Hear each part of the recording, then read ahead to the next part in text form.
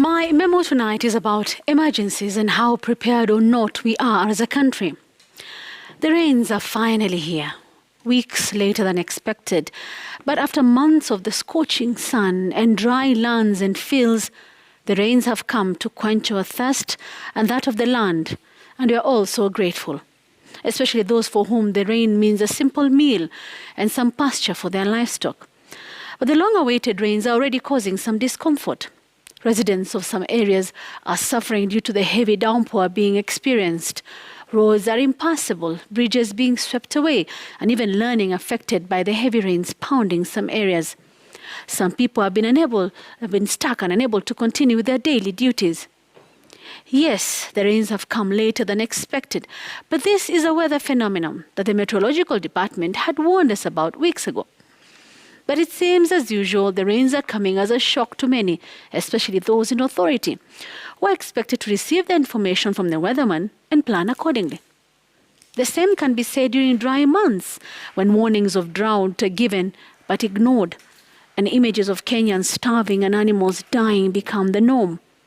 It's a sad state when we see both extremes, drought, and then months later all the water being wasted as floods hit. The situations always turning into emergencies. We are never prepared.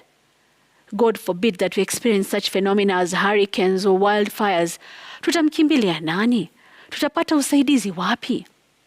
It can be very tough to be in an emergency situation as a Kenyan. This all brings to mind our national mindset on emergencies and our handling of them.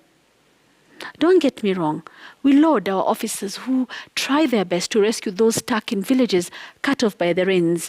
But how many people can be rescued? Emergencies often expose our soft sides as a country.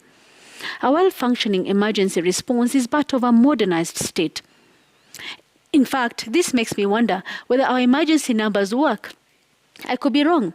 Maybe they are picked up at the first ring and assistance immediately dispatched. But in many instances, help may come in the form of a privately owned ambulance for which one has to pay. What about personnel and equipment? Do we have those too? When you have witnessed buildings collapsing, it's sometimes scary how those stuck are rescued. Makes me wonder what happens in the emergency departments when there are no emergencies to attend to.